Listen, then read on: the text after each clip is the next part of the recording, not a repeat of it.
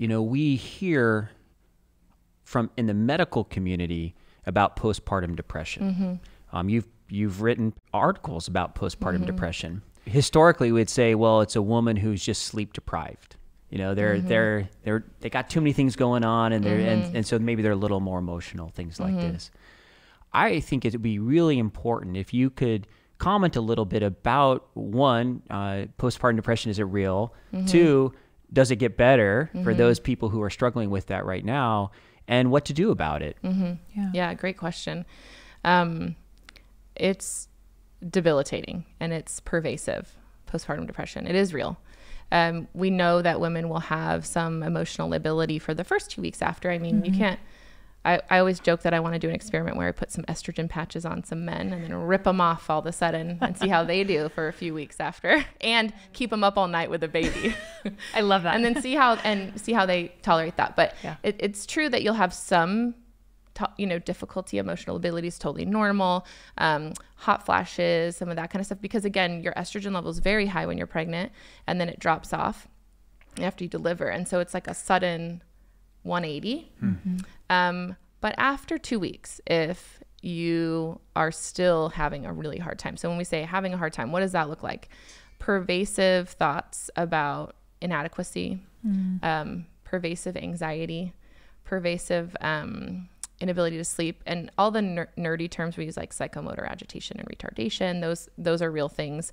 Apathy. But I will tell you that what I think is the most common thing I see is it's the mom guilt. I was going to say, doesn't everyone feel that? Yeah, but it can be combined with life experiences, socioeconomic difficulties, and disappointment. And disappointment looks like different for everybody. So one of the main things I see is women who are very motivated and committed to breastfeed, and it doesn't go well. Yeah. It is like an immediate sent into, it's like failure. Yeah. That's just one example. And also what people miss sometimes too is actually I see a fair amount of postpartum anxiety that is actually a manifestation of the depression and anxiety disorder. So it should be like, I think it should be called like postpartum depression anxiety, because, a little bit of anxiety is normal, right? Your brain is going into natural mode to be able to not sleep as deep, so you can hear a baby and be able to go, is my baby alive? Right? Like, okay, it's alive. I'm going to wake up to it crying. So true. Right? So there's all these things that happen to our brain in the immediate postpartum period, but it can be too much, right? Yeah. Is my baby alive? Is my baby alive? Is my baby alive? I can't sleep. Something bad's going to happen.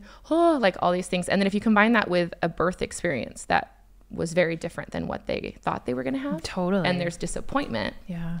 It's the lack of control in all these experiences that then combined with maybe a history of anxiety and depression sends people over the edge. Breastfeeding is not going well, sends them over the edge. So you have some hormonal changes that also result in serotonin and things like that changing.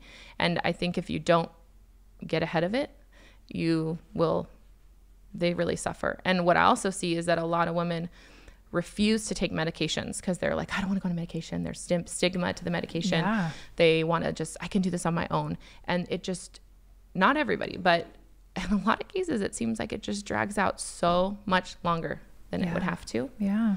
And so that mental stigma is a huge battle. We just want to carry it because we just feel like it's another task in our day. Wow. Right. But they're paralyzed and debilitated. And every patient that I've taken care of, after I finally convinced them, or they've waited out long enough and they're not getting better and they go on meds, they're like, I should have done that so much sooner. Wow.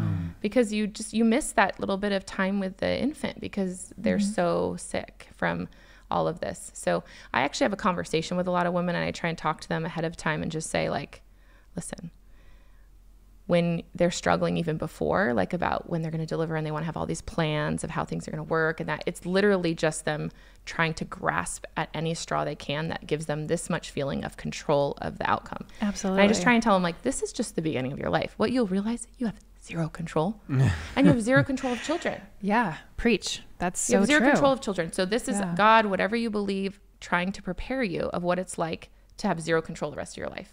Welcome to the fun. Yeah. But it's that disappointment that really sends people, or altered expectations. Yeah. And I think the most important thing you said is that it's prevalent. You know, this is so many people. So many people. This is not just one experience, one woman. This Right. is so many women that experience this. I think it's a commentary on society and the pressures we put on women and the pressures that women put on themselves. For sure. To be everything to everyone Yep. and to be perfect, and everything's got to go just this way. Yep. Because that's what it looks like on Instagram. And the reality is like 98% of people aren't what Instagram shows. I think it's really important for people to hear that it's not just the stress and lack of sleep that's causing this, and that there is a light at the end of the tunnel, and they should seek help for postpartum depression. So thank you for sharing.